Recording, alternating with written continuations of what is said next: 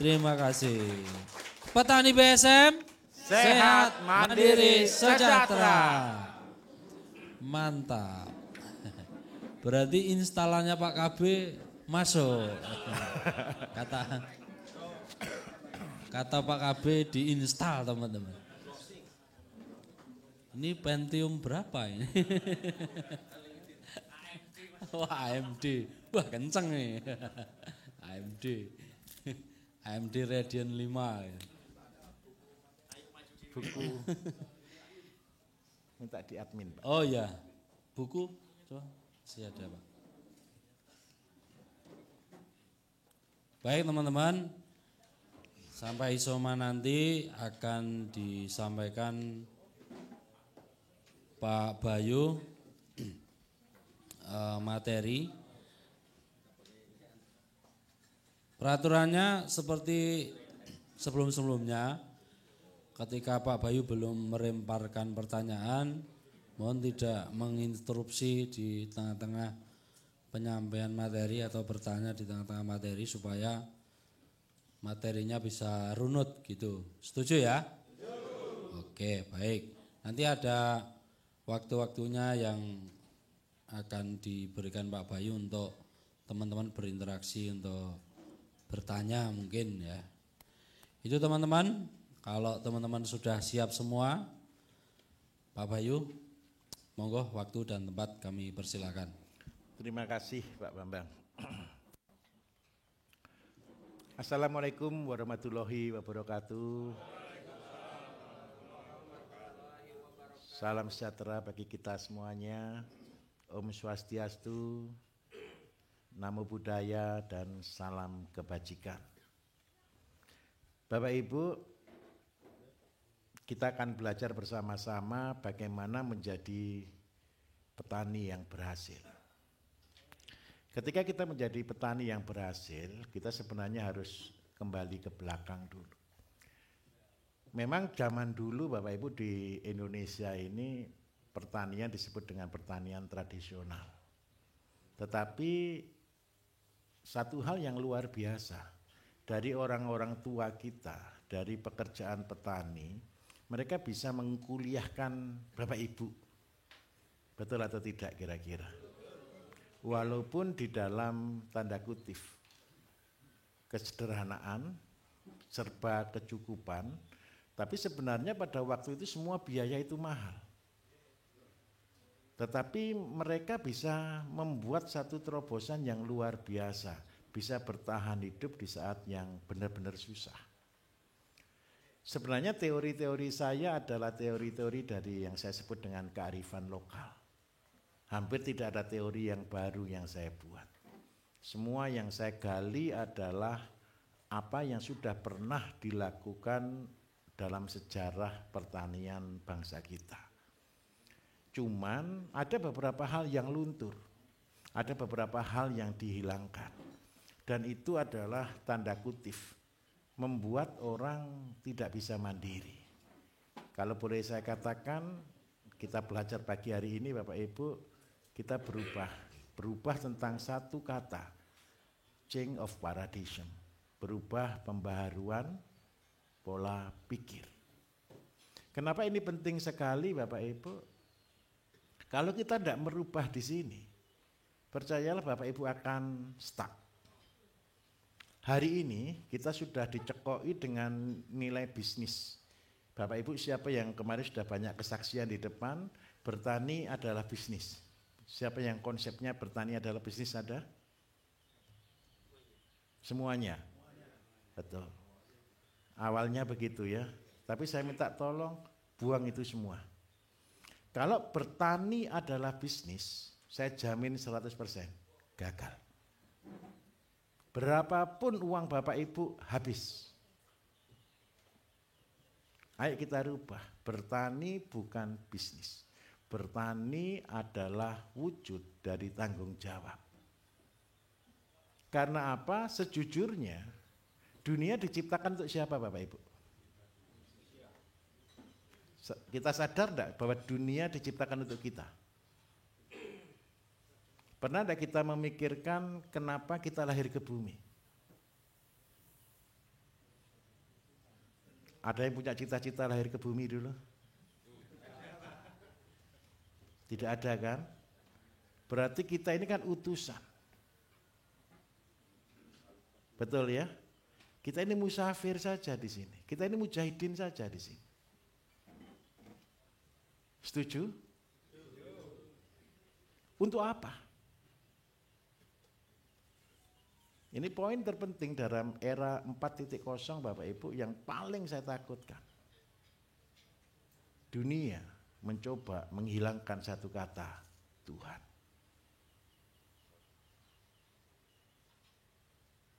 Saya ulangi, dunia sedang membawa kita untuk menghilangkan satu kata, Tuhan.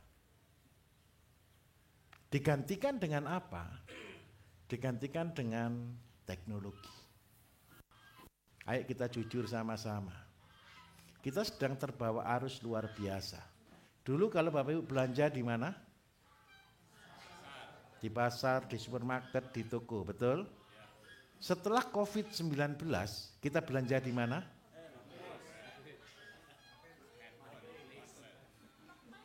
Di handphone, betul? Kita tidak usah datang ke toko, kita bisa memilih semua barang di handphone, betul atau tidak? Yang bahagia siapa? Yang bahagia Bapak Ibu. Betul atau tidak? Terutama ibu-ibu. Karena apa? Beli apapun hanya di handphone. Yang dulu impossible orang di desa beli branded. Zaman dulu jual branded di mana Bapak Ibu? Barang-barang branded Bapak Ibu. Di mall pun bukan mall biasa loh. Mall Indonesia lah kalau di Jakarta. Atau kalau enggak gitu orang harus ke luar negeri dulu baru cari barang branded. Tapi minta maaf, hari ini beli barang branded dari tengah hutan pun bisa atau tidak kira-kira? Bisa. Siapa yang hilang di sini? Toko hilang, mall hilang. Kalau mereka hilang berarti ada pengangguran enggak? Ada pengangguran. Terus anak-anak muda, 5 tahun terakhir Bapak Ibu, bisnis yang paling menguntungkan adalah bisnis di dalam sosial media. Setuju atau tidak? Jadi mediator atau jadi pembeli, pengepul, kemudian dioper lagi. Tetapi gara-gara Bapak Ibu sering belanja, track recordnya kecatat enggak kira-kira? Perusahaan yang produksi bisa tahu enggak siapa yang beli? Bapak Ibu kepengen harga murah atau harga tengah? Berarti kalau murah beli di orang tengah atau di produsen? Produsen bisa kirim tidak? Akhirnya siapa yang jadi perwakilan produsen? Bukan. Pusat-pusat pengiriman, jasa-jasa pengiriman, itu gudangnya diperbesar jadi toko sudah. Betul atau betul? Gara-gara ini ada enggak pengangguran di dalamnya? Banyak. Terus yang berikutnya lagi, orang tambah lama tambah senang kerja atau tidak Bapak Ibu? Anak-anak kita, saya minta tolong, yang punya anak usia belasan tahun ada? Suruh kerja keras mau atau tidak? Kepingin mereka handphone, betul? Kepingin mereka yang praktis, betul? Yang robotik, betul? Kalau bisa semua itu instan, betul? Pertanyaannya satu, kalau semua ke instan berarti kita tergantung atau tidak? Saya minta maaf, itu yang di dunia teknologi. Di dunia pertanian Bapak Ibu. Bapak Ibu saking aja, di pertanian itu ada hukum alam yang begitu kuat, yang kita sebut dengan keadilan Tuhan. Kenapa saya hanya fokus satu, membangun pertanian? Kalau yang lain-lain kita pasti kalah. Kita tidak akan mungkin menang di sektor-sektor yang lain. Tetapi hanya satu sektor yang bisa kita perjuangkan. Dan itu adalah dunia pertanian. Kenapa di dunia pertanian ini saya katakan itu adalah satu-satunya sektor yang kita bisa menang? Satu, Bangsa Indonesia adalah bangsa yang bertuhan, setuju? Karena Pancasila, sila pertama berkata ketuhanan yang Maha Esa. Itu hanyalah satu-satunya kekuatan yang luar biasa di tengah kemustahilan. Pertanian pun sama Bapak Ibu. Kita sedang digiring. 30 tahun yang lalu Bapak Ibu, Indonesia ini produsen bawang putih luar biasa. Produsen apel luar biasa. Produsen beras juga masih luar biasa. Kedelai luar biasa. Gula, kopi luar biasa. Tetapi harus kita sadari. Ayo kita koreksi sama-sama. Bawang putih kita buat atau beli? Bapak Ibu tahu berapa persen bawang putih yang impor? 90%.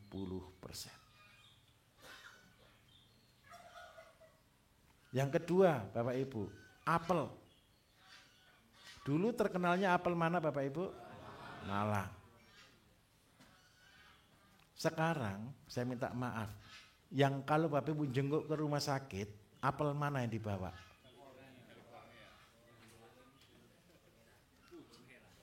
Betul atau betul? Anggur jelas kita tidak ada anggur lah. Hampir 95% anggur impor. Buah pir. Jeruk pun. Dulu kota jeruk kayak Brastagi, Karo, luar biasa. Bali luar biasa. Magetan luar biasa. Sekarang apa yang terjadi? Tinggal cerita. Nah, kalau kita tidak bangkit di sini Bapak Ibu, percayalah kita akan mati. Apa yang dihancurkan sebenarnya dari para petani kita? Pola berpikir. Kita selalu berkata ibu-ibu begini, Bu tanam sayur. Apa jawaban ibu-ibu? Walah 1000 saja dapat, kenapa tanam? Betul atau betul Bu?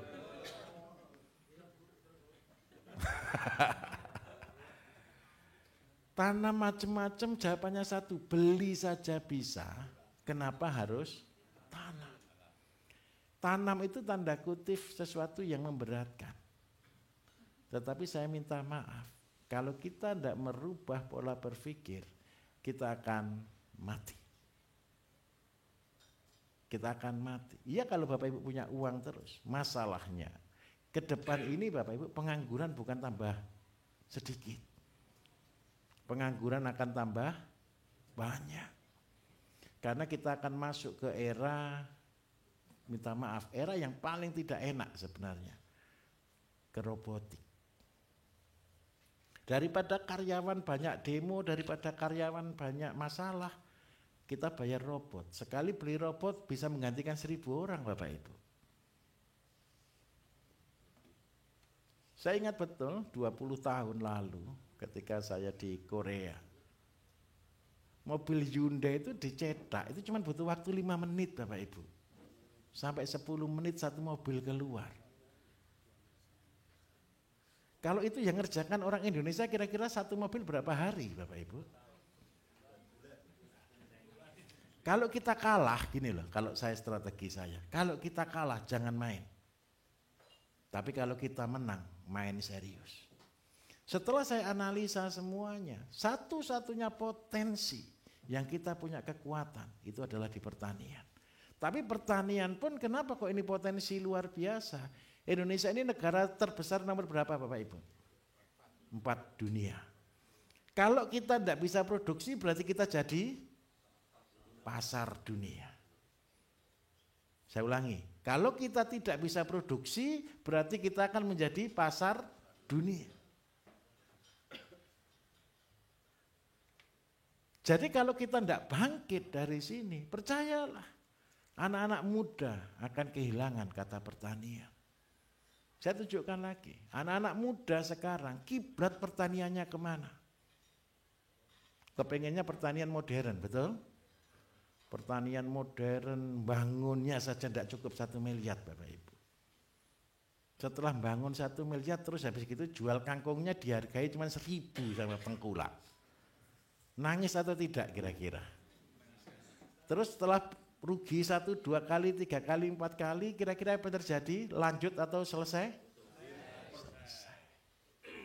Saya tidak ingin kejadian itu berulang. Kenapa konsep kita harus kuat di perubahan paradigma? Karena satu, kita harus bangkit dari bawah. Jadi jangan bosan Bapak Ibu, saya yakin semua sudah khatam dengan ilmu di YouTube saya.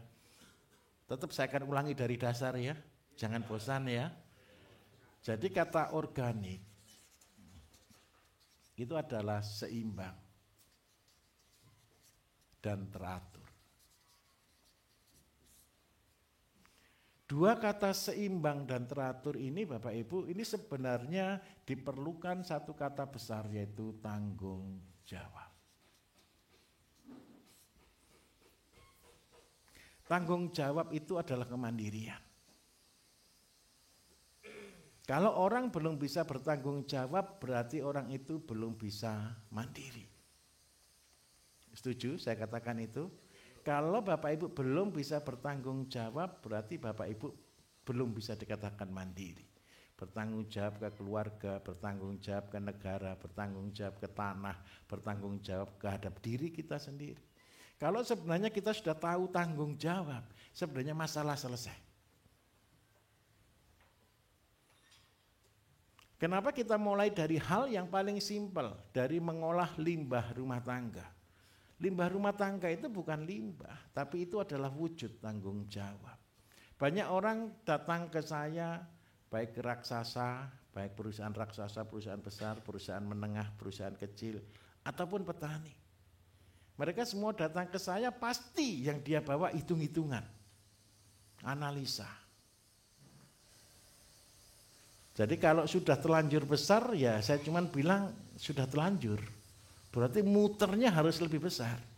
Karena apa? Roda teratur dan seimbang, kalau kecil biasa. Siapa besok yang punya cita-cita ngolah lahan di atas 10 hektar ada? Banyak? Saya bilang jujur, enggak usah 10 hektar. Bapak Ibu ngolah 4 hektar saja. Kalau Bapak Ibu dengan konsep biasa, uang 1 M enggak cukup. Saya kasih hitungan. 4 hektar itu butuh karyawan paling tidak 20 orang every day. Kalau seandainya gaji karyawan Bapak Ibu 3 juta, seandainya 100.000 per hari. Berarti gaji operasional cost-nya berapa per bulan? 60. Karena ini perusahaan baru, kan belum tentu langsung bisa start dan jalan lancar, betul? Seandainya 60 juta per bulan kali 12 bulan ketemu berapa? Ini cuma gaji karyawan loh, belum operasional yang lain loh, belum alat-alat loh. Berarti kalau ngerjakan lahan cuma sekitar 4 hektar, modal 1 M itu sudah hampir enggak cukup.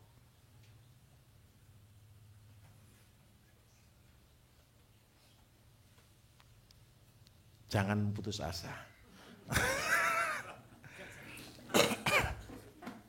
Jangan putus asa, gitu. Konsep yang saya berikan Bapak Ibu, saya tidak memberikan konsep, tapi saya sedang memberikan satu pijakan, jalan. Kenapa saya berani mengatakan itu? Karena ini adalah jalan saya. Kemarin banyak orang mempertanyakan ke saya kan, Pak Bayu ini lulusannya sarjana ekonomi kan gitu kan, enggak cocok kalau saya ngajar pertanian, betul enggak? Tetapi percayalah, saya betul-betul bersyukur sekali. Karena saya sarjana ekonomi itu baru tahun 2012 Bapak Ibu. Sebelumnya saya minder sekali. Kalau saya diundang di kampus, di kuliah umum, terus disebutkan gelar saya Bayu Diningrat SE, sebelah saya Profesor Doktor panjang gelarnya, sebelah kiri panjang gelarnya juga, saya minder sekali. Apalagi ngajarnya pada waktu itu ada 3. Saya biasa ngajar tentang pertanian, karena yang undang saya biasanya Fakultas Pertanian, Fakultas Peternakan, dan yang paling keren satu, saya juga sering diundang di dokter-dokter Bapak Ibu. masalah herbal. Di hadapan dokter saya ngomong kesehatan pantas atau tidak Bapak Ibu? Malu atau tidak? Malu saya. Saya malunya kenapa? Saya dulu itu salah jurusan. Tetapi ketika setelah tahun 2012 saya baru bangga dengan titel saya sarjana ekonomi. Karena itu kalau ada kampus yang ngundang saya terus minta kurikulum vitae, saya bilang boleh enggak tambah kurikulum vitae? Boleh enggak tidak saya tampilkan apa-apa, cuman bayi diningrat gitu aja. Karena apa? Enggak enak. Gitu. Jadi ketika Bapak Ibu tanya ke saya, Pak Bayu ini sarjana ekonomi jelaskan pertanian, belajarnya dari mana? Saya mau katakan jujur. 2010 saya tobat tidak membaca buku. Saya ulangi ya, keras. Tahun 2010 saya sudah tobat tidak mau membaca buku ciptaannya manusia. Kenapa kok saya tobat tidak membaca buku? Karena penulis buku bukan praktisi. Penulis buku hanya tukang teori. Mereka kalau seandainya nanti diminta pertanggungjawaban bukunya, itu pasti hasilnya nol besar. Seandainya saya penulis buku tentang sawit, harusnya saya sudah punya dulu dong 100 hektar sawit minimal, betul atau tidak? Seandainya saya penulis ayam, harusnya saya sudah punya kandang ayam besar dulu dong. Kalau seandainya saya penulis buku tentang pertanian, harusnya tanah saya minimal sudah 100 hektar dong. Betul atau tidak kira-kira? Tetapi kenyataannya penulis buku hanya penulis buku Bapak Ibu. Dan yang paling menyakitkan, kalau Bapak Ibu punya buku 10 macam judul yang berbeda, kalau Bapak Ibu tarik jadi satu, isinya sama. Dari sana saya tobat tidak membaca buku. Apa yang harus saya lakukan? Lebih baik saya mundur ke belakang. Saya punya adik Bapak Ibu master di peternakan. Tapi percayalah, karena dia terlalu makan bangku kuliah, terlalu lama. Dia malah tidak bisa berbuat apa-apa. Yang ditanyakan satu, landasan teori, betul atau tidak? Kemarin ada salah satu peserta ya, salah satu murid kita ya di Malang. Ketika dia di grupnya bicara tentang pembenah tanah. Pembenah tanah itu kan mengurai tanah sampai kedalaman 30 cm. Ini ada dari Undip, kebetulan lokasinya 3 menit dari Undip. Salah satu dokternya di Undip itu datang ke sana, cuman datang bawa alat pengukur Bapak Ibu. Dia cuma nusuk tanah, setelah nusuk tanah ketemu 30 cm dia pulang. Sama teman saya ditanya, Pak tunggu, ayo kita diskusi. Oh enggak Pak, sudah terbukti saya pulang. Kenapa kok begitu? Ketika suatu teori dikeluarkan, kita seringkali terkotak di sana. Ya minta maaf ini dari kampus, ayo berubah juga kampus. Enggak apa-apa. Jadi kampus bukan lagi ayo berubah. Apalagi kurikulum kita sekarang kurikulum merdeka. Jadi kita enggak mengkotak mahasiswa tapi membiarkan mahasiswa menjadi profesor semuanya walaupun tanpa S2, S3. S1 sudah jadi profesor gitu kan enggak apa-apa ya. Karena profesor itu kan cuma pemberian saja kan. Nah, dari sana Bapak Ibu kalau Bapak Ibu tanya ke saya, apa landasan teori saya? Landasan teori saya adalah alam. Resikonya apa? Kalau kita belajar kita punya landasan teori. Tetapi kalau kita praktek, boleh tidak dijadikan landasan teori? Landasan teori saya satu Bapak Ibu. Einstein berkata, kalau kepingin hasil berbeda, berarti kita gunakan cara berbeda. Kalau kita kepingin hasil berbeda, gunakan cara yang sama, itu namanya orang gila. Itu landasan teori saya. Karena semua landasan teori yang ada berakhir pada kegagalan. Tahun 2010 saya mulai balik kanan. Kalau boleh saya katakan itu tobat Bapak Ibu. Tobat itu istilahnya cuma sepele. Tobat itu berbalik 180 derajat, bukan 360 loh ya. 180 derajat. Kira-kira melawan arus enggak? Ketemu enggak di situ? Enggak ketemu. Itu baru saya memperkokoh teori saya. Teori 1005 itu melawan arus atau tidak Bapak Ibu? Ditertawakan banyak orang tidak Bapak Ibu? Masa bisa tanah 1000 meter menghasilkan 5 juta per bulan? Nanti harapan saya Bapak Ibu bukan 1005 lagi. Yang di Semarang bilang saya sudah 1015 Pak. Yang di tempat lain saya 1020 Pak.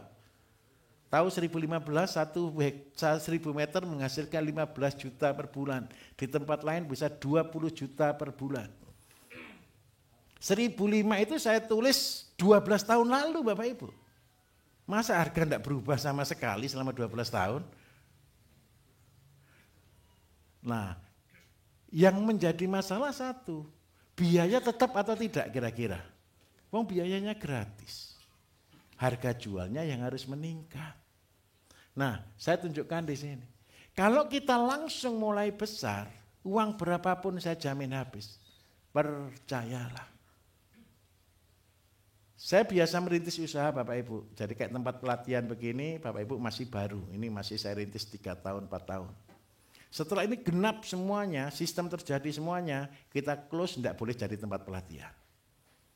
Tempat pelatihan kami yang pertama Bapak Ibu sudah terlalu besar. Sudah sampai ada hotel, semua sudah lengkap. Begitu sudah terlalu besar, kita close. Tidak boleh ada pelatihan di sana. Saya merintis lagi, baru lagi. Buat dari nol lagi. Setelah itu nanti jadi 3 tahun, sudah semua hitungannya sudah M, tutup lagi. Cuma jadi tempat wisata, cuma jadi edukasi lokal. Saya tidak akan ngajar di sana. Kenapa kok begitu? Apa yang Bapak Ibu lihat, Bapak Ibu menjadi kepingin, setuju atau tidak? Kalau Bapak Ibu lihat luas, lihat lengkap, kira-kira pikirannya Bapak Ibu seluas itu enggak? Nanti Bapak Ibu akan tergoda untuk memulai yang besar. Dan percayalah, enggak cukup uang sedikit. Karena itu saya minta tolong, mulai dari yang kecil itu adalah prinsip. Jadi di tempat ini Bapak Ibu, Bapak lihat kesederhanaan. Semua masih sederhana, semua masih simple, semua masih bisa diikuti. Siapa yang sudah dalam hati berkata, kalau cuma begini saja saya bisa, sudah ada? Satu yang belum seperti itu. Goal saya cuma satu. Orang datang, orang lihat dan berkata, saya bisa menjadi lebih baik. Sudah ada yang komen seperti itu? Sudah keliling atau belum ini? Jangan-jangan belum keliling ini. Sudah ya? Bapak Ibu lihat semua mudah atau susah? Mudah. Ingat baik-baik, yang sulit harus dipermudah. Kita harus merubah budaya Indonesia, kalau bisa dipersulit, kenapa dipermudah? Betul atau tidak? Ayo kita rubah budaya itu. Belajar pun kan harus dipersulit. Saya akan mengajari dipermudah. Jadi Bapak Ibu saya minta tolong, jangan mulai besar. Kenapa kok begitu? Enak mana? Modal 1 miliar atau modal 1 juta? Beda apanya dengan 1 miliar?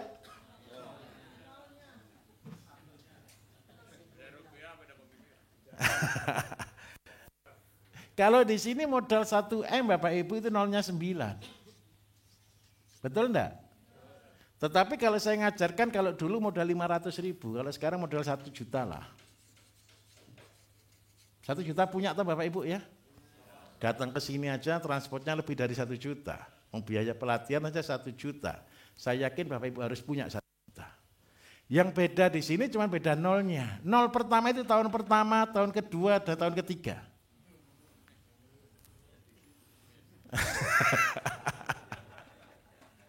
Enak mana? Nambah 0 cuma nambah 1 tahun. Tanpa Bapak Ibu belajar, 1 juta jadi 1 miliar mungkin atau tidak? Tidak akan mungkin. Berbahagialah Bapak Ibu, saya komitmen, saya akan memberi waktu 3 tahun untuk mementori Bapak Ibu untuk jadi miliarder.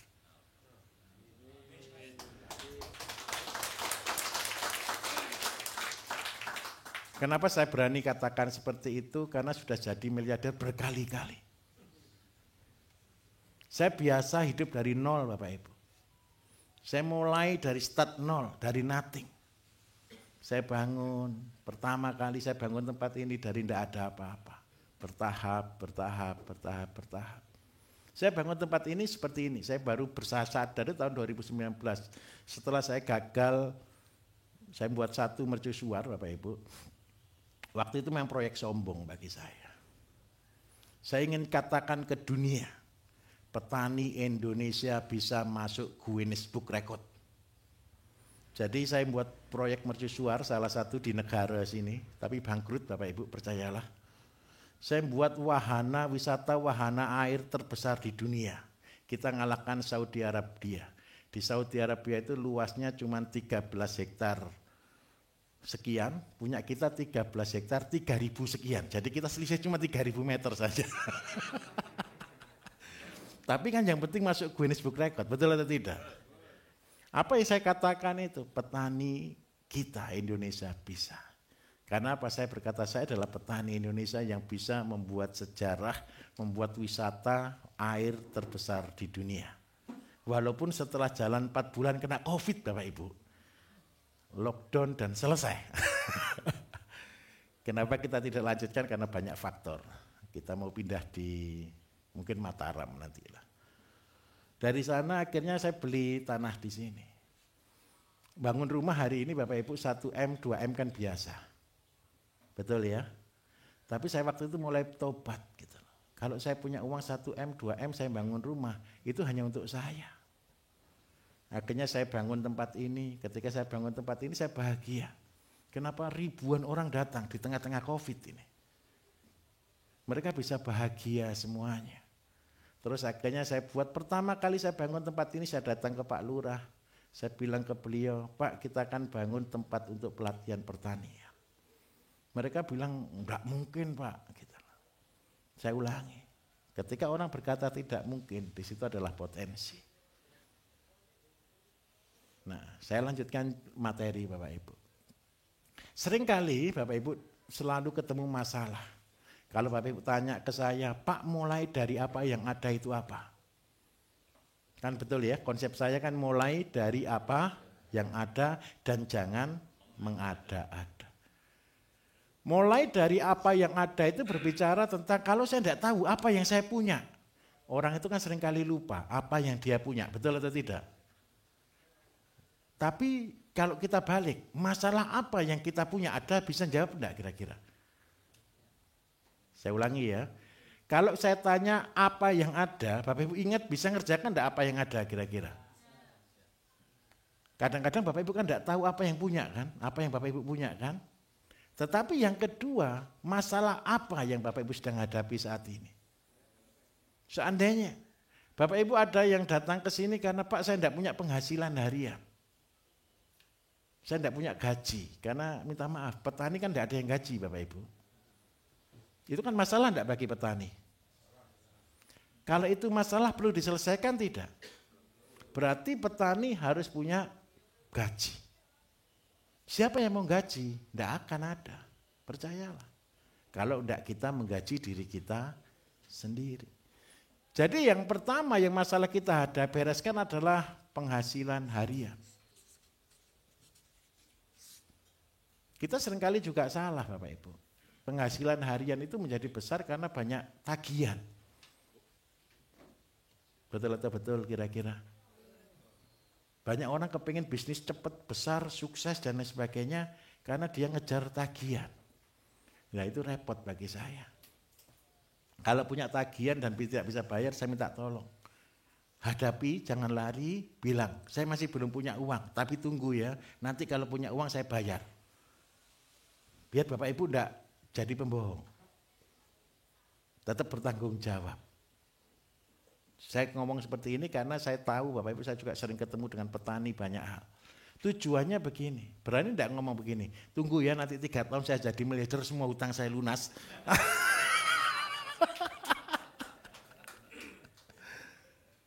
Tapi komitmen, harus komitmen. Jadi penghasilan harian ini adalah masalah terbesar bagi bangsa kita. Dan saya minta tolong, Bapak Ibu harus ciptakan. Kalau Bapak Ibu tidak bisa ciptakan penghasilan harian, tidak akan pernah mencapai ini. Saya ulangi di sini. Seandainya ini adalah kumpulan dari berbagai macam tanaman, kumpulan dari berbagai macam sistem, kumpulan dari berbagai macam usaha. Tapi kan semua mulai dari yang kecil. Mulai dari berapa orang? Mulai 1 orang. Sebenarnya konsep saya 1 orang itu adalah bicara tentang kita sendiri. Goal rumah tangga itu sebenarnya hanya 1 kata Bapak Ibu, cukup. Kata cukup relatif Pak. Cukup beli rumah, cukup beli mobil itu nanti. Yang penting cukup untuk hidup. Jadi cukup untuk hidup itu mulainya dari mana? Tadi Pak KP sudah sempat singgung, namanya limbah rumah tangga. Ada kata-kata Bapak Ibu yang luar biasa.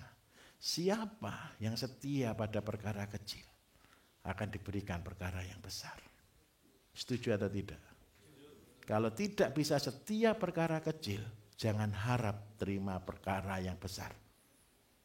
Seandainya Bapak Ibu punya anak, sama-sama dikasih tanah 200-300 meter. Anak yang pertama bahagia. Kenapa? Saya cuma dikasih 300 meter. Karena dikasih 300 meter kerjanya kan tidak sampai sehari, betul atau tidak?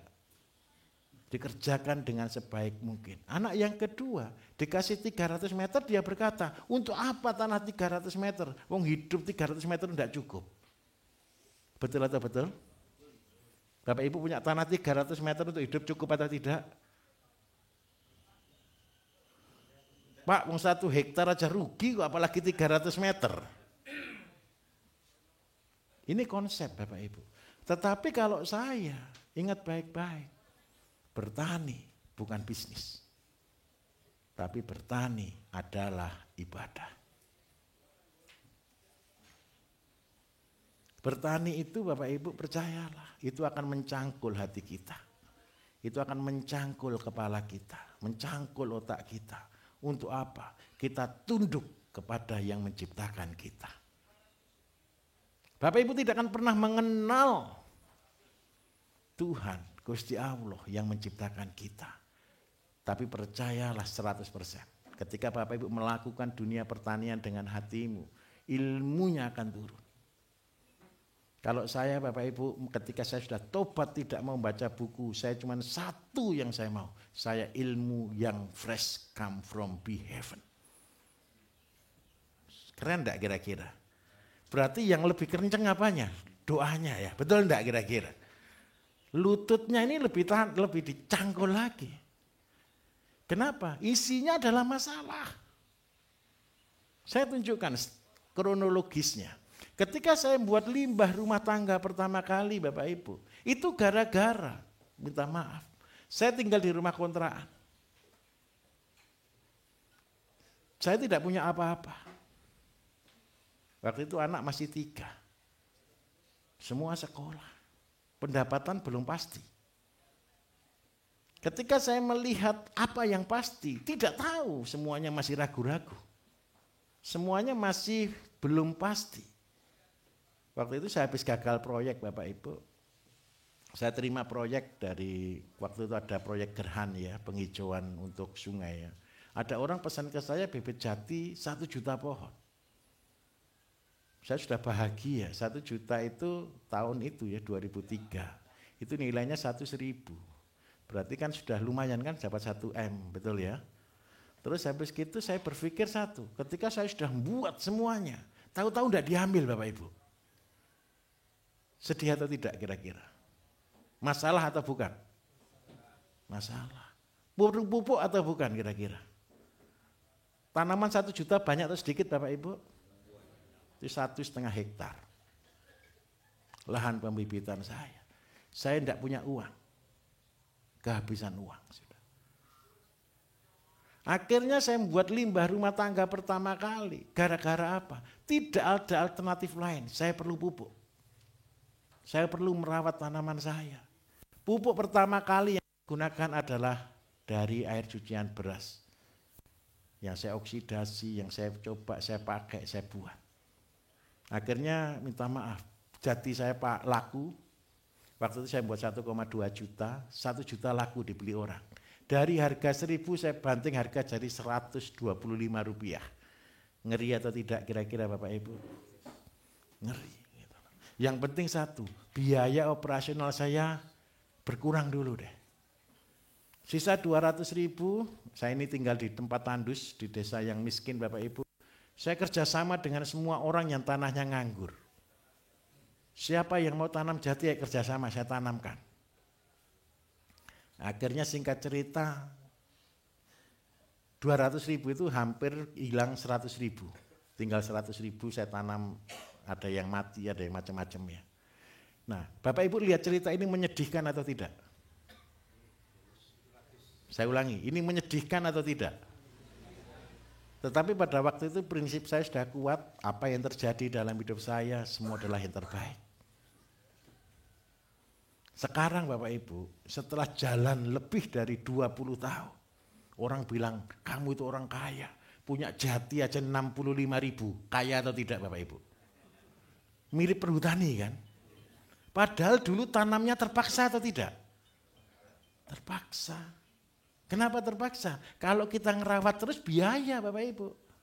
Terus yang kedua, ada dampak sosial yang luar biasa. Gara-gara saya tanami tanah-tanah tandus dengan jati, air keluar di tempat kami. Dulu ketika saya masih SMA, tahu enggak slogan mereka untuk daerah saya? Tidak pernah mandi Bapak Ibu. Karena berebut air. Tapi sekarang semua rumah punya air. Dalam hati, oh, untung kita nurut. Betul atau tidak Bapak Ibu? Terus yang keren lagi satu. Yang 1 juta yang saya beli ke salah satu perusahaan. Akhirnya itu dipakai nanam di daerah Halmahera. Halmahera, tahu Halmahera ya? Di Halmahera itu dari Ternate nyebrang sedikit Bapak Ibu. Nah, kira-kira ditanam di sana saya tahu enggak kira-kira? Enggak tahu. Suatu hari, ini percayalah, kalau masih di muka bumi tidak akan pernah keluar atmosfer. Masih mulek aja di bumi, betul ya? Setelah kejadian 15 tahun Bapak Ibu, setelah kejadian 15 tahun loh ya, saya datang ke Halmahera. Ketika saya landing dari pesawat dari Kau, saya menuju ke Tobelo. Ketika di perjalanan saya lihat ini jati kok mirip jati saya ya. Saya ulangi ya. Saya berkata ini jati kok mirip dengan jati saya. Karena benihnya kan saya tahu Bapak Ibu. Akhirnya saya telisuri. Ini bibit dari mana? Oh dulu yang beli Puslit Jember Pak. Yang ngirim ini dari Puslit Jember. Dari bantuan pemerintah. Langsung saya bilang ke anak buah, beli semua tanahnya. Saya dapat 100 hektar di sana. Akhirnya apa? Dalam hati, untung saya dulu jual itu murah. Ternyata ditumpangkan nanam. Kalau begitu bahagia enggak kira-kira Bapak Ibu? Jadi bersyukurlah ketika kondisi tidak baik. Jadi sekarang saya bahagia. Kenapa saya bisa bahagia? Dulu jati saya jual murah cuma Rp125. Setelah 15 tahun ternyata itu adalah rencananya Gusti Allah Bapak Ibu menanamkan saya di satu daerah. Kalau sudah waras. Selama 15 tahun sakitnya di sini. Nah, ketika saya tahu itu, oh ternyata saya ditumpangkan, ditanamkan. Bahagia enggak kalau begitu? Karena itu saya minta tolong. Proses di dalam pertanian bukan karena untung atau rugi. Percayalah Bapak Ibu, hidup kita berasal dari rezeki atau dari kerja keras?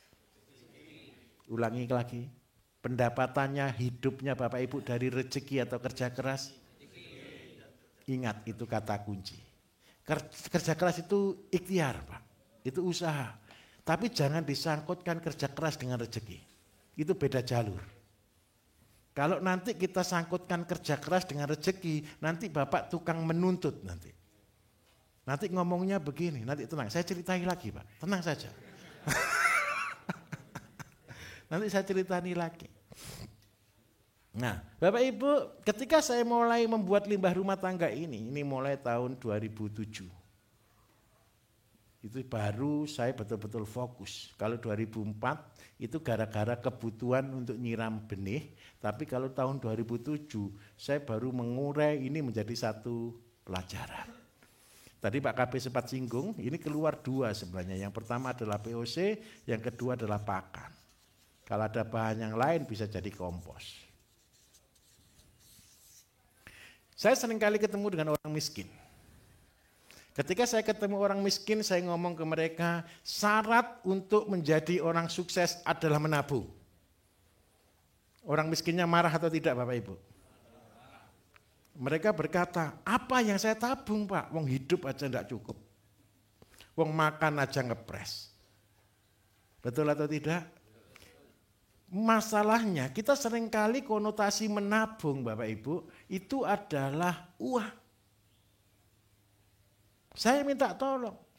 Kita lihat limbah rumah tangga ini Bapak Ibu, ini bagian rezeki atau bukan? Setuju ya? Saya seringkali ilustrasikan, kita beli sayur, kita beli makanan, kita beli bahan-bahan, kita bawa ke rumah, itu dari uang kita. Dan percayalah, yang Bapak Ibu beli bagus atau jelek? Bagus. Gara-gara ibu-ibu masaknya itu cuma diambil daunnya yang bagus, batang sama akar diapakan? Dibuang. Beras sudah bersih-bersih, Bapak Ibu basahi, dicuci gitu kan. Airnya kan dibuang, betul kan? Tapi saya minta maaf, itu dari beras yang bagus atau beras yang jelek? Ditampung. Makan Bapak Ibu makan satu piring ada sisa. Kalau seandainya kelaparan sampai nasi terakhir habis. Tapi percayalah masih ada sisa. Sisa itu apa? Ada tulang, betul ya? Mau dimakan juga kan tidak mungkin kan? Tapi saya minta maaf, tulang ini jatuh ke tempat sampah. Jatuhnya 1 menit, jadi kotor atau tidak? Tapi sebenarnya ini barang bagus atau barang jelek? Tapi gara-gara di tempat sampah Bapak langsung berkata jijik untuk megang, betul atau tidak? Padahal cuma jatuh. Jatuh di lantai aja, Bapak Ibu bilang apa? Kotor, betul enggak? Jangan dimakan tapi boleh dipegang. Nah, saya minta maaf, LRT itu adalah semua barang bagus. Limbah rumah tangga ini semua dari barang bagus. Dan tadi konsepnya, ini adalah tanggung jawab. Bapak Ibu ini adalah bisnis dengan pencipta kita. Saya ulangi, kalau mau bisnis dengan pencipta kita, ini caranya. Ingat baik-baik, bukan pinternya kita, bukan hebatnya kita, bukan jagonya kita. Tapi siapa yang bertanggung jawab akan diberi tanggung jawab yang besar. Itu konsep.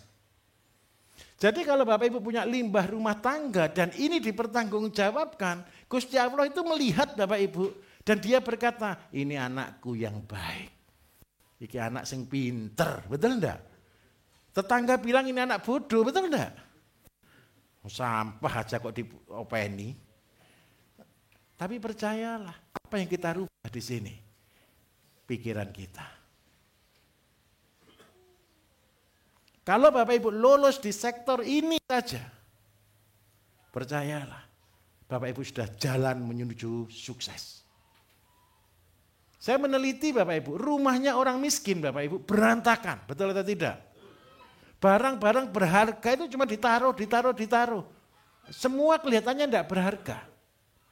Tapi kalau Bapak Ibu ke rumahnya orang kaya, gudangnya penuh Bapak Ibu. Kayak semua itu berharga. Betul atau tidak? Padahal ya tidak dipakai juga di situ. Gudangnya tikus. Tetapi apa yang budayanya? Menabung. Merawat. Menyimpan. Ini adalah wujud tanggung jawab dasar Bapak Ibu yang Bapak Ibu harus punya. Terus yang kedua, lawan dari kesuksesan itu adalah kemalasan. Goal awal setelah punya limbah Bapak Ibu berkata cukup. Cukup di sini kita nyebutnya sebagai lahan percobaan. Pak Kapita dibilang 3x3. Ini adalah lubang kunci. Kalau Bapak Ibu mau besar, percayalah Bapak Ibu harus buat kebun percobaan. Kenapa kok harus buat kebun percobaan? Percayalah Bapak Ibu. Jangan pernah jual limbah rumah tangga ke pasar. Kalau tidak dilempar orang. Coba bawa limbah ke pasar, pupuk orang, apa ini? Limbah, dibuang Bapak Ibu. Ketemu di jalan berharga atau tidak ini? Dibuang. Tetapi, kalau Bapak Ibu punya kebun percobaan, dilakukan di situ, dipraktekkan di situ, dikerjakan di situ, Terus orang lihat, tanamannya kok bisa bagus, dikasih apa? Oh, saya kasih limbah rumah tangga yang saya olah jadi pupuk. Orang tanya enggak kira-kira? Bagaimana cara buatnya minimal. Terus yang kedua, percayalah, bangsa kita ini banyak yang malas daripada yang rajin Bapak Ibu. Mereka pasti katakan, boleh enggak nyoba? Pertama nyoba, kedua beli. Pertama kali saya nyimpen limbah rumah tangga ini, percayalah, bertonton. Saya tidak punya uang Bapak Ibu, saya cuma gelas botol-botol air mineral yang besar-besar itu saya simpan, saya tabung di situ. Sampai bertumpuk-tumpuk. Karena tanah saya cuma 3x3. Jadi 3x3 itu bukan dari mana-mana Bapak Ibu, itu tanah saya sendiri. Saya tinggal di kota, semua sudah paving, saya buat pot ukurannya 3x3. Saya sebut istilahnya lubang kunci, dan itu menjadi tren dunia hari ini. Kalau Bapak Ibu search di internet dari Afrika, dari mana-mana, saya dulu heran Bapak Ibu. 13 tahun yang lalu ketika saya mengajar konsep ini, 17 negara itu loh datang ke tempat pelatihan kami yang di Mojokerto. Dari organisasi organik Australia, Afrika, Amerika, Norwegia, semua bisa datang semua. Gitu loh. Orang tua saya itu bingung. Pada waktu itu saya belum sukses Bapak Ibu masalahnya. Orang tua saya itu bingung ngomong ke saya gini, mereka ini loh datang bu ajari opo gitu loh. Saya sendiri, saya tidak ngajari apa-apa, mereka sendiri aja yang mau datang. Bapak Ibu kalau tahu YouTube saya pertama tahun 2014, itu kan baru YouTube, masih baru-barunya YouTube kan. Itu yang buat orang Malaysia. Itu satu tim belajar di tempat kami di Mojokerto, saya bilang ke mereka, saya bahasa Inggris ya enggak pinter, mereka juga bahasa Indonesia enggak pinter Bapak Ibu. Daripada salah-salah, lebih baik saya ngomong bahasa Indonesia, silakan ditranslate. Coba bayangkan, tahun 2014 orang Malaysia ini semua direkam. Semua dipelajari. Tapi ya rezekinya dia jadi booming. Pada waktu itu YouTube belum booming Bapak Ibu. Dia sudah viewers sudah jutaan waktu itu. Itu luar biasa. Gitu. Dan saya tidak pernah punya channel YouTube ya. Yang punya channel YouTube Pak Bambang ya. Ada orang juga datang, Pak Bayu ini YouTuber juga. Enggak. Saya enggak YouTuber, enggak mikir jadi YouTuber Bapak Ibu. Dari apa Bapak Ibu? Dari apa yang saya lakukan? 3x3 ini isinya apa? 3x3 ini adalah isi dari kebutuhan harian kita. Saya minta maaf, di sini ada yang sakit atau tidak? Ada satu penyakit Bapak Ibu yang saya jamin tidak ada obatnya. Namanya penyakit degeneratif. Penyakit degeneratif itu sepele, asam urat, kolesterol, diabetes, hipertensi, stroke gitu ya, cancer gitu kan. Dan percayalah, tidak ada obatnya. Loh Pak, ada Pak obatnya untuk hipertensi, ada. Penurun tekanan darah, tapi kalau enggak minum, kali lagi. Ada Pak obatnya asam urat, kolesterol, ada. Tetapi minta maaf, yang dihilangkan bukan penyebab, tapi rasanya saja. Dan percayalah, semua obat yang kimia Bapak Ibu, itu pasti memberi dampak kepada kita. Minta maaf, jujur, ada di sini yang sudah sakit lebih dari 10 tahun minum obat? Berapa? Setahun sudah. Full Pak, minum obat terus ini. Full ya. Untuk apa? Minta maaf, obat apa Pak? Obat jantung. Berarti minum pengencer ya. Minum pengencer darah, oke. Satu hari berapa tablet Pak? Pagi 4, sore. Sehari berapa berarti? 6. Setahun berapa butir Pak?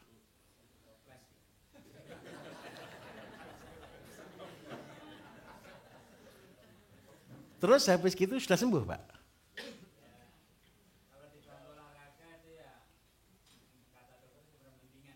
Bukan, sudah sembuh atau belum? Sembuh itu begini, sembuh itu berarti sudah lepas obat. Oh gitu.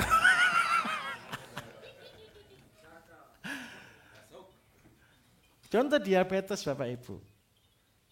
Diabetes. Minum obat berapa lama? Saya sudah minum obat Pak 20 tahun. Terus pertanyaan saya cuma satu, sudah sembuh atau belum? Ya belum Pak, masa bisa sembuh? Halo. Kalau kita hitung, Bapak aja saya hitung lah ya. Enggak apa-apa Pak ya. Sehari 6 tablet Bapak Ibu. Kali 365. Saya boleh dibantu kalkulator biar saya enggak dikatakan orang salah ngitung terus. 2190 tablet. Itu anggap aja beratnya kurang lebih sekitar 500 mg. Beratnya berarti setengah gram. Betul ya? Berarti kalau 2000 berarti ketemu berapa kilo? Anggap aja 1 kilo. Per tahun. Ini bukan beras loh ya. Kalau setahun kita minum 1 kilo obat. Kalau ini berkelanjutan sampai 5 tahun. Ginjalnya rusak atau tidak? Banyak orang berkata, obat itu aman untuk ginjal. Kan katanya. Coba kalau dia yang ngomong itu yang mengalami. Pasti tidak mau. Saya minta maaf Bapak Ibu. Suatu hari saya punya pasien. Pasien kena kanker payudara. Salah satu dokter di rumah sakit kanker Indonesia. Ketika saya bilang, loh dok, kan gampang dok, kemo saja. Siapa bilang kemo itu menyembuhkan? Ternyata dokter kalau sudah sakit, takut.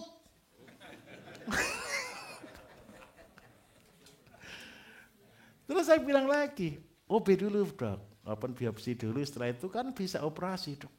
Ngawur aja, itu loh enggak menyembuhkan.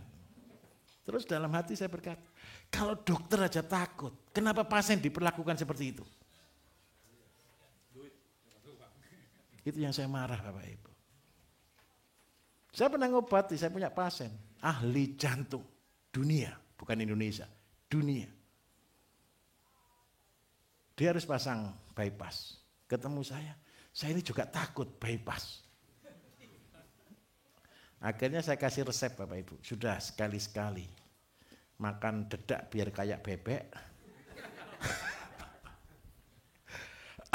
sama makan apa?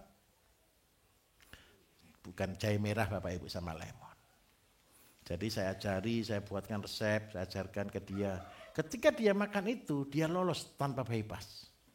Yang saya sedih suatu hari saya datang ke sana lagi. Wah, obatku laris. Apa? Saya jual dedak sama gula. Kualat.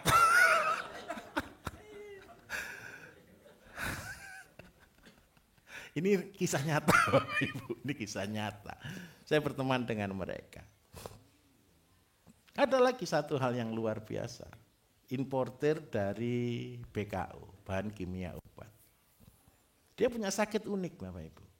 Setiap berapa jam, dia tahu hilang setengah detik. Blank, setengah detik. Ketika konsul ke saya, aku itu sakitku unik, apa? Setiap berapa waktu gitu tahu hilang gitu. Ini karena itu dia sangat takut untuk jalan sendiri dan takut untuk mengendarai mobil. Gara-gara ketemu saya ngomongnya kan gampang. Loh, kamu kan importer obat, buat aja obatnya. Ini masalahnya ndak ada. Saya minta maaf. Obat bukan solusi. Dan saya yakin Bapak Ibu, bangsa kita itu luar biasa. Dan saya lebih yakin lagi, yang menciptakan kita jauh lebih hebat dari kita. Setuju atau tidak? Saya punya prinsip, semua tanaman yang paling mudah tumbuh, paling tidak dihargai orang, yang gampang hidup, itu adalah obat yang paling mujarab. Itu prinsip baik-baik, pegang baik-baik. Jadi kebun kita ini Bapak Ibu isinya adalah apa yang Bapak Ibu butuhkan. Kalau Bapak Ibu punya asam urat, kolesterol, diabetes, ya buatkan tanaman wajib. Tanaman wajib itu Bapak Ibu saya punya jus-jus wajib yang harus. Seandainya boleh hipertensi, tidak boleh stroke. Boleh diabetes, tidak boleh komplikasi. Boleh sakit ginjal, tidak boleh komplikasi. Sehingga apa? Semua makanan kita adalah obat. Contoh, saya kasih resep. Untuk kasus yang paling gampang, paling banyak, kasus kolesterol. Buat jusnya kan kacang panjang, seledri, belimbing, mentimun. Minta tolong, kacang panjang tanam, seledri tanam, mentimun tanam, pohon belimbing taruh di depan. Kalau enggak ada ya beli, enggak masalah. Tetapi usahakan itu ada semua. Terus yang kedua, untuk diuretik, untuk pembersihan ginjal, kita butuh seledri dan kenikir, tanam. Usahakan semua tanaman obat kita tanam. Dan itu menjadi kebutuhan kita. Kalau Bapak Ibu punya anak kecil, tanamkan di situ bayam merah, ketela rambat, bayam hijau. Minimal satu, anak-anak kita sehat dan cerdas. Kalau kepengen anaknya pendek atau tinggi Bapak Ibu? Tinggi. Tanamlah kangkung. Karena kangkung itu cepat tinggi. Kita tidak perlu jadi orang pintar, sudahlah, percayalah. Belajar dari alam, belajar lihat alam, tidak perlu jadi orang pintar, kita bisa jadi pintar. Tapi masalahnya satu kok Bapak Ibu, ada Mbah Google yang bisa menjawab semua pertanyaan Bapak Ibu. Bapak Ibu mulai belajar di sana. Yang membuat tinggi badan itu apa? Ada seng, ada vitamin C, ada mineral-mineral lain. Tinggal ketik aja di Google tahu Bapak Ibu. Setelah Bapak Ibu ketemu bahan-bahannya, mulai tanam tanamannya. Jadi yang kita tanam ngawur atau tidak? Tidak ngawur, ini adalah yang kita butuhkan. Terus yang kedua, Bapak Ibu kan bukan marketing semua kan, bukan pedagang sayur kan? Enak mana, jualan sayur atau jualan obat? Saya ulangi. Enak mana, jualan sayur atau jualan obat? Ini bingung Pak. Nah, betul sekali.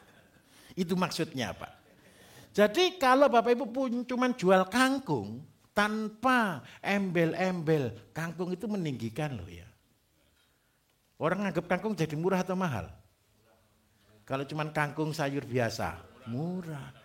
Tetapi kalau Bapak Ibu bilang kangkung saya ini organik, kangkung saya ini memacu tinggi badan. Tapi dibatasi dulu Pak, kalau cewek maksimal 18 tahun, kalau cowok 21 tahun.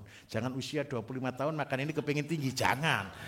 Apalagi umur 40 tahun kepingin tinggi lagi, enggak mungkin. Nah dari sana kita menjadi belajar. Tenang, kita akan belajar ini. Di sini. Apa yang Bapak Ibu buat? Apa yang Bapak Ibu tanam, apa yang Bapak Ibu pelihara, itu bukan makanan.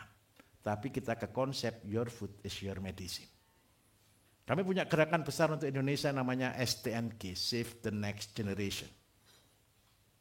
Anak-anak muda hari ini Bapak Ibu yang kecil-kecil sudah kena diabetes banyak, gagal ginjal banyak, betul atau tidak? Nah saya minta tolong, ayo kita jadi penyelamat mereka. Mulai dari mana? Mulai dari sini. Jangan pernah cerita ke orang, Bapak Ibu bisa sayur bermanfaat kalau Bapak Ibu tidak pernah testimoni. Caranya apa? Kalau Bapak Ibu hari ini sakit, bilang berkata, alhamdulillah saya sakit. Setuju? Pak jangan gitu Pak. Bukan, begini loh.